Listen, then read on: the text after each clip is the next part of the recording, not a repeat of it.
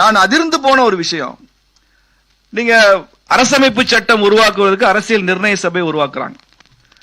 அதுல தேசியத்தை பத்தி பேசுறாங்க, தேசிய ஒருமைப்பாட்டை பத்தி பேசுறாங்க.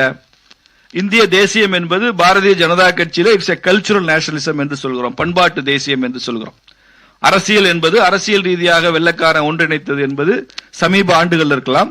ஆனால் நினைவு தவறாத காலத்திலிருந்து, நினைவு தெரியாத காலத்திலிருந்து இந்தியா ஒரு தேசமாக ஆன்மீக ரீதியாக பண்பாடு ரீதியாக இருக்கிறது என்பதை சொல்லுகிறோம். கல்ச்சுரல் நேஷனலிசம் தான் பாரதிய ஜனதா கட்சியினுடைய சித்தாந்தம்.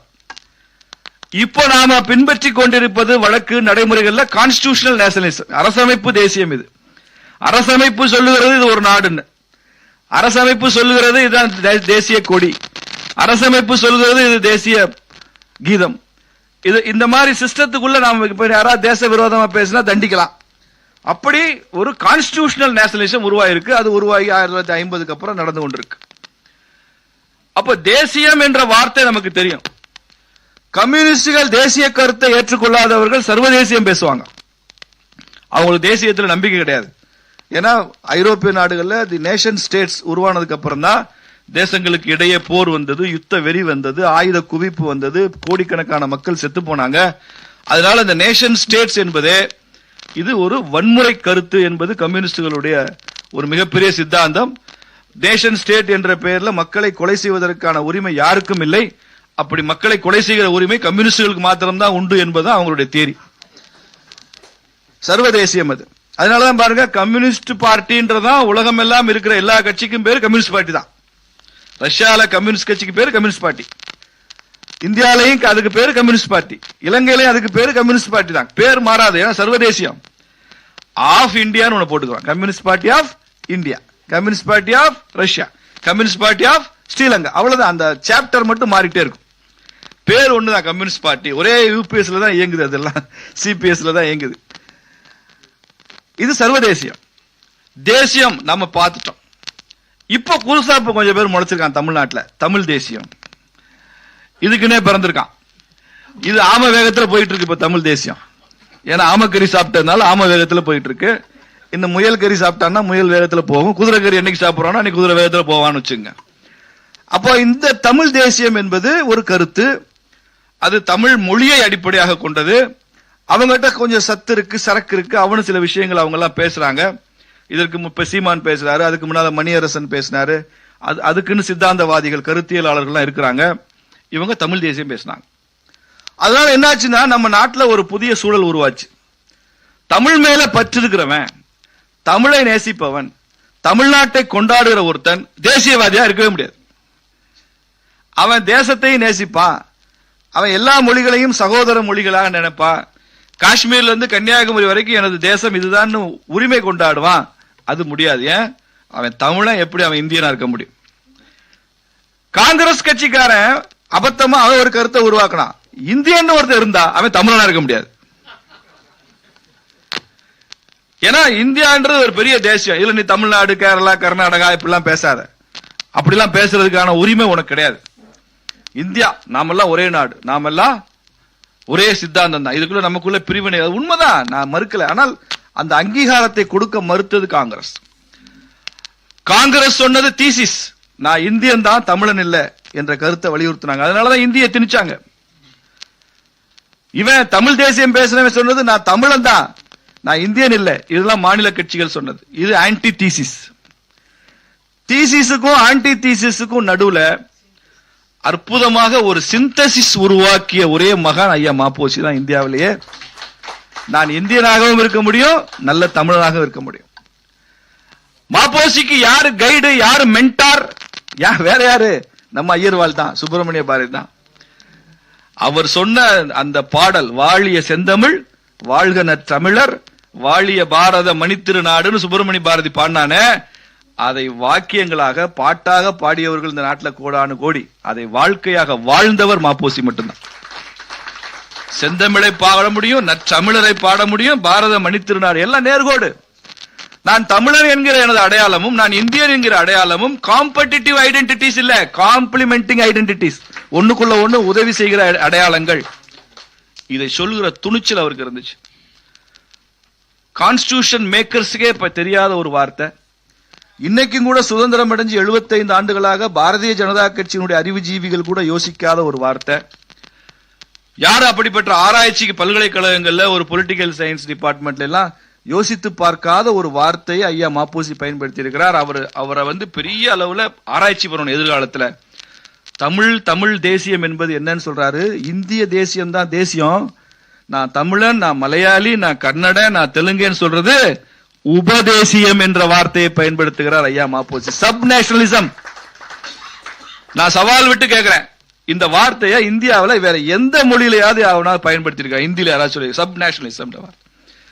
இந்த சப் நேஷனலிசத்தை நேஷனலிசத்துக்கு அகைன்ஸ்டா ஒண்ணுக்கு ஒண்ணு ஆன்டகனைசிங்கா காமிப்பானே தவிர, ஆன்டனிம்ஸா காமிப்பானே தவிர சினானிம்ஸா. அதுக்கு அற்புதமா உதாரணம் சொல்றாரு மாப்போசி. தேசியம் என்பது ஒரு ஆலமரம் போன்றது. அந்த ஆலமரத்தின் வேர்கள் போன்றதுதான் தேசியம். அந்த வேர்கள் இல்லைன்னா அந்த மரம் இல்ல. அந்த மரம் தான் அந்த ஆலமரத்தை ஆயிரக்கணக்கான ஆண்டுகளாக காப்பாற்றி கொண்டிருக்கிறது. அப்ப இந்த மொழி அடையாளம் என்பது, சப் நேஷனலிசம் என்பது அதே ஆலமரத்தின் விழுதுகள் போன்றது அப்படின்னு சொல்றார். இது வேர் போன்றது, அது விழுதுகள் போன்றது. வேர் வேணுமா விழுதுகள் வேணுமான்னா இது என்ன கேள்வி? இந்த கேள்வியே தப்பா இருக்கேன்னு சொல்றார். இது யாருக்குங்க தெரியுது? எந்த பல்கலைக்கழகத்தில் இதை பத்தி ஆராய்ச்சி கிடையாது. சப் நேஷனலிசம் ஒரு வார்த்தையை ஒருத்தர் பயன்படுத்தி இருக்கிறாரு. அது என்ன? அதை பத்தி எத்தனை ஆராய்ச்சி? தஞ்சாவூர் தமிழ் பல்கலைக்கழகத்துக்கு போனீங்கன்னா நூற்றுக்கணக்கான PhD ரிசர்ச் இருக்குங்க. அண்ணாவின் நகைச்சுவை, கலைஞரின் சிலையடை. கேட்டுங்க இதெல்லாம். நான் ஒரு தடவை ஆளுநர்கிட்டே சொன்னேன், நீங்க ஒரு 15 வருஷமா ஒரு 20 வருஷமா எடுத்துங்க, ஒரு 1000 PhD ரிசர்ச் தமிழ்ல என்னென்னலாம் நடந்து, தமிழ்நாட்டில் உள்ள எல்லா பல்கலைக்கழகங்களையும் என்னெல்லாம் நடந்திருக்குன்னு பாருங்க, என்ன அபத்தம், என்ன கேவலம்னு பாருங்கன்னு ஆளுநரிடம், இப்ப இருக்கிற மேதக ஆளுநரிடம் கோரிக்கை வச்சேன். நான் சும்மா வச்சுட்டு வந்துட்டேன். அவர் அதை ரொம்ப சீரியஸா எடுத்துக்கிட்டாரு. அடுத்த முறை நான் போறப்ப, you did A good job mister Srinivasan. நான் எல்லாரையும் கூப்பிட்டு ஒரு 15-20 வருஷமா என்ன லிஸ்ட் கேட்டா பூரா இந்த குப்பைதான் இருக்கு அப்படிங்கிறார். இந்த குப்பைன்ற வார்த்தை அவர் பயன்படுத்தல. நிறைய டிவி காரங்களா இருக்கீங்க, இது ஒரு கான்ட்ரவர்சி ஆயிடாம. குப்பைன்றது நான் சொன்ன வார்த்தை, நீங்க சொன்னதான் இருக்கு. இதை தாண்டி ஒண்ணும் இல்லைங்க. இந்த PhD பண்றவன் ப்ரொஃபசர் இவங்களாம் என்ன பண்றது தெரியுமா? இதை வச்சுக்கிட்டு கருணாநிதியோட ஒரு ஃப்ரெண்ட்ஷிப் வச்சுக்கலாம். ஐயா உங்களை பத்தி ஒரு PhD எங்க யூனிவர்சிட்டியில பண்றோம். அப்படியா? பட்டு அங்க போய்க்கிறான். அதன் மூலமா அவங்க அப்படியே காக்கா பிடிச்சுக்குவாங்க. அதன் மூலமா ஒரு புத்தகத்தை வெளியிடுவாங்க. இப்படிதான் கலைஞரை பத்தி, அண்ணா பத்தி என்ன இருக்குங்க? கலைஞரை பத்தி, அண்ணா பத்தி சொல்லலாம். அண்ணா அவர்களுமே மிகப்பெரிய தமிழ் மேதான். கலைஞருடைய பங்களிப்பும் உண்டு, நான் மறுக்கல. ஆனால் கான்செப்சுவலா, கருத்தியல் ரீதியா இந்த நாட்டில் இன்னும் 1000 வருஷம் ஆனாலும் அந்த கருத்து நிக்கணுமே. அந்த மாதிரி கருத்துக்கள் ஏன் இல்ல? நான் கூட ஒரு தடவை செந்தில்கிட்ட கேட்டேன், மாப்போசி அவர்களை பத்தி எத்தனை PhD வந்திருக்கு தமிழ்நாட்டில் கேட்டேன். எத்தனை வந்திருக்கு சார்? ஒண்ணுமே வரல. இது ஒண்ணு போதுங்க தமிழ்நாட்டோட கல்வித்தரம் எவ்வளவு கேவலமா இருக்குன்னு சொல்றதுக்கு. மாப்போசியை பத்தி ஒரு தமிழ் மாணவன் கூட இது வரைக்கும் PhD வரல. ஒரு யூனிவர்சிட்டியில ஒரு டாக்டரேட் ஒருத்தன் கூட பண்ணலன்னா என்னது? நான் யார பத்தி எல்லாம் PhD வந்திருக்குன்னு சொன்னேன்னா நீங்க சிரிச்சுட்டு போயிருவீங்க கெக்க பெக்கன்னு பல்கலைக்கழகங்களோட தரத்தை பத்தி. என்னைக்கு தமிழ்நாட்டில் BJP ஆட்சி விரைவில் வருதோ அன்னைக்கு ஐயா மாப்போசி பேர்ல ஒரு பல்கலைக்கழகமே இருக்கும், பல்கலைக்கழக இருக்கைகள் இருக்கும், நிச்சயமா இருக்கும். வேற எதுக்கு BJP? நீங்க நன்றாக பிரதமருடைய 9 ஆண்டு கால ஆட்சியை, அவரது பேச்சை, அவரது மன் கி பாத் நிகழ்ச்சியில் அவர் பேசுகிற உரையை, இதையெல்லாம் யாராவது தொடர்ந்து நீங்கள் அவரை கவனித்து வந்தீர்கள் என்றால் ஒரு விஷயத்தை தெளிவாக நாம் புரிந்து கொள்ள முடியும். ஐயா மாப்போசி சொல்லாத எந்த கருத்தையும் ஐயா மோடி அவர்கள் சொன்னதில்லை என்பதுதான் எனது ஆராய்ச்சியினுடைய முடிவாக நான் இங்கே சொல்கிறேன். எங்கும் தமிழ், எதிலும் தமிழ் என்கிற முழக்கத்தை தமிழகத்துக்கு முதல்ல அறிவித்தவர், அறிமுகப்படுத்தியவர் ஐயா மாப்போசி அவர்கள் தான். எங்கும் தமிழ், எதிலும் தமிழ். இந்த கருத்து யாரை ஈர்த்ததோ இல்லையோ மோடி அவர்களை ஈர்த்திருக்கிறது. ஐயா மாப்போசி அவர்களை தன் வாழ்நாளில் பார்த்திராதவர் மோடி. எங்கும் தமிழ், எதிலும் தமிழ் என்ற முழக்கத்தை கேட்டிராதவர். ஆனால் இன்று மோடி அவர்கள் உலகத்தில் எங்கு போகிறாரோ எங்கெங்கும் தமிழ் என்கிற முழக்கத்தை நரேந்திர மோடி பின்பற்றி வருகிறார். அவர் எங்கு போனாலும் தமிழ் பேசுறார். நிறைய அரசியல்ல பார்ப்போம், வட இந்திய தலைவர்கள்லாம் முன்னால நிறைய வருவாங்க, காங்கிரஸ் கட்சியினுடைய தலைவர்லாம் வருவாங்க. அவங்க தமிழ்நாட்டில் வரும்போது வணக்கம் அப்படின்னு தமிழ்ல பேசுவாங்க. கேரளாவில் போறப்ப மலையாளத்துல ஒரு வணக்கத்தை சொல்லுவாங்க. நம்ம ஐயா ஸ்டாலின் கூட கல்கத்தா போறப்ப பெங்கால்ல பேசினாரு. அவர் தமிழ்ல பேசினாலே எழுதி வச்சு வாசி தப்பா பேசுறவரு பெங்கால்ல ஏன் பேசுறாருன்னா அப்பதான் யாருக்கும் புரியாது என்பதனால கூட பேசியிருக்கலாம். அந்தந்த மாநிலத்தில் அந்த மொழி மக்களை கவர்வதற்காக அப்படி பேசுவாங்க. ஆனால் தமிழ்நாட்டிற்கு வெளியில தமிழை எடுத்துச் செல்கிற ஒரு தூதுவராக, தமிழ் தூதுவராக என்று இருப்பவர் ஐயா நரேந்திர மோடி தான். இமயமலையில ராணுவத்தினுடைய முகாமுக்கு போகிறார். அங்க இருக்கிற எல்லாருக்கும் ஹிந்தி தான் தெரியும், தமிழை யாரோ ஒரு சில ராணுவ வீரர்கள் இருந்திருக்கலாம். அந்த இமயமலையினுடைய அந்த பனிமலையில இருந்து பேசுறார் ஐயா மோடி. இந்த இடத்தை பற்றி தான் தமிழ்நாட்டில் பாரதின்னு ஒரு தேசிய கவிஞன் இருந்தா, அவன் பாடுனா வெள்ளி பனிமலை மீதுலாவுவோம், மேலை கடல் முழுதும் கப்பல் விடுவோம், அப்படியே தமிழ் பாட்டை பாரதி பாட்டை முழுமையாக துண்டுச்சீட்டு இல்லாமல் பாடி காண்பித்தார் நரேந்திர மோடி என்றால், நீங்க ஒரு திருக்குறளை திமுக காரணம் தப்பு இல்லாம சொல்லுங்க, பிஜேபி ஆட்சிக்கே வர வேண்டாம், கலைச்சிடலாம் கூட. ஒரு திருக்குறளை திமுக யாராவது முக்கிய தலைவர்கள் தவறு இல்லாம சொன்னா சவால் தான். தமிழ் பாதுகாவலன்னு சொல்றதுல ஒரு திருக்குறளை சொல்லு, எழுதி வைக்காம பார்க்காம மனப்பாடம் பண்ணி சொல்லணும். துப்பார்க்கு துப்பாய் அந்த ஒரு குறளை சொல்லு பார்ப்போம். ஆனால் நரேந்திர மோடி திருக்குறள் சொல்றாரு, மனப்பாடம் பண்ணி சொல்றாரு, எழுதி வைத்து சொல்லவில்லை. ஐநா சபைக்கு போறாரு, யாதும் ஊரே யாவரும் கேளிர் கணியன் பூங்குன்றனாருடைய உரையை சொல்லுகிறார். ஔவையை பற்றி பேசுகிறார். வெளிநாடுகள்ல தமிழை சொல்லி, ஔவையை சொல்லி, ஔவையினுடைய வாக்கியங்களை சொல்லி பேசுகிறார். புறநானூற்றிலிருந்து கோட் பண்றாரு. இன்னைக்கு ஐயா மாப்போசி மாத்திரம் உயிருடன் இருந்தார், அவர் உச்சி முகர்ந்து ஆசி அளிக்கும் ஒரே நபர் நரேந்திர மோடி தான். தமிழ் பேசினாலே சந்தோஷப்படுவார் மாப்போசி. தமிழை தாய்மொழியாக இல்லாமல் ஒரு குஜராத்துக்காரர் இவ்வளவு தமிழ் பேசுறாருன்னா எப்படி சந்தோஷப்பட்டிருப்பார் பாருங்க. அநேகமா மகாத்மா காந்திக்கு அப்புறமா மாப்போசிக்கு பிடித்த இரண்டாவது குஜராத்தியர் நரேந்திர மோடியா தான் இருப்பார் நினைக்கிறேன். அந்த அளவில் எங்கும் தமிழ், எதிலும் தமிழ் என்பதை, எங்கெங்கிலும் தமிழ். நம்பி சொன்ன மாதிரிதான் செங்கோல்.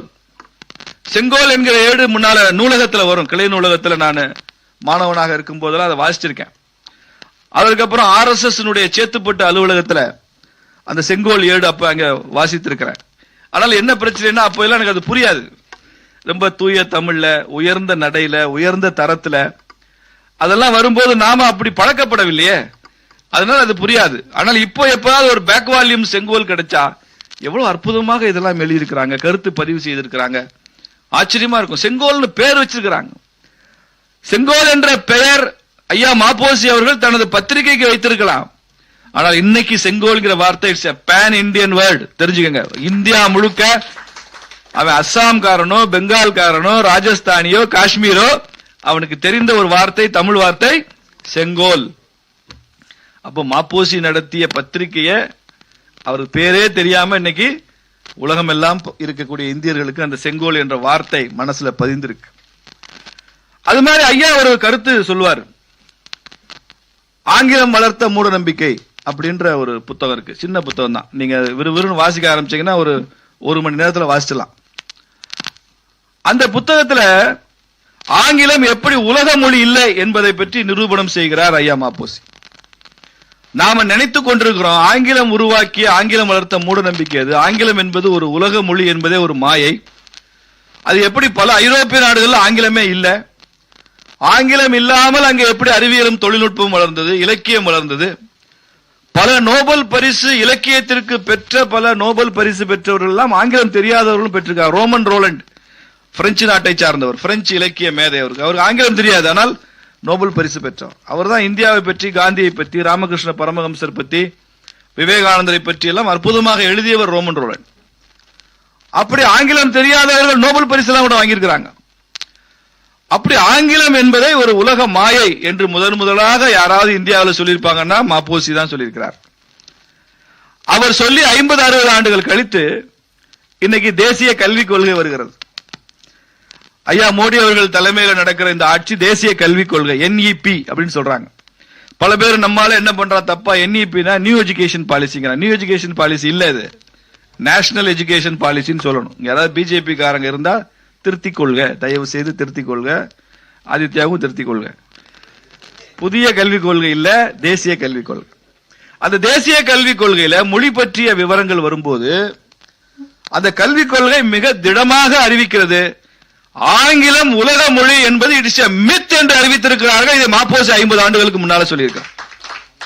அப்படியெல்லாம் ஒண்ணும் இல்ல, ஆங்கிலத்துக்குன்னு ஒன்னும் கொம்பு முளைக்கல, ஆங்கிலம் படிச்சாதான் முன்னேற முடியும் என்பதில்லை, ஆங்கிலம் படித்தால்தான் அறிவியலும் தொழில்நுட்பத்திலும் முன்னேற முடியும் என்பதில்லை. அது எல்லாம் இல்லாமலே தாய்மொழி மூலமாக முன்னேறிய நாடுகள் எத்தனையோ நாடுகள் இருக்கு என்று பட்டியலாம் போட்டு இந்த தேசிய கல்விக் கொள்கை பல கல்வி விற்பனர்களை கொண்டது. தலை சிறந்த கல்வியாளர்கள் உருவாக்கி கொடுத்த டிராப்ட் அது. அதுல சொல்றாங்க ஆங்கிலம் உலக மொழி என்கிற மாயை நாம் எடுத்துருவோம். அதனால குறைந்தபட்சம் ஆரம்ப கல்வி தொடக்க கல்வி அளவிற்காவது ஒவ்வொரு மாணவனும் தாய்மொழியில பாடம் கற்க வேண்டும் என்பதுதான் தேசிய கல்விக் கொள்கை. இது ஐயா மாப்போசி எத்தனையோ ஆண்டுகளுக்கு முன்னால சொன்னது. உதாரணத்துக்கு நான் இதெல்லாம் சொல்லிட்டே வர்றேன். இப்ப சொல்லுங்க, மோடியின் முன்னோடி மாப்போசி தான் என்பதை நீங்கள் ஏற்றுக்கொள்கிறீர்களா?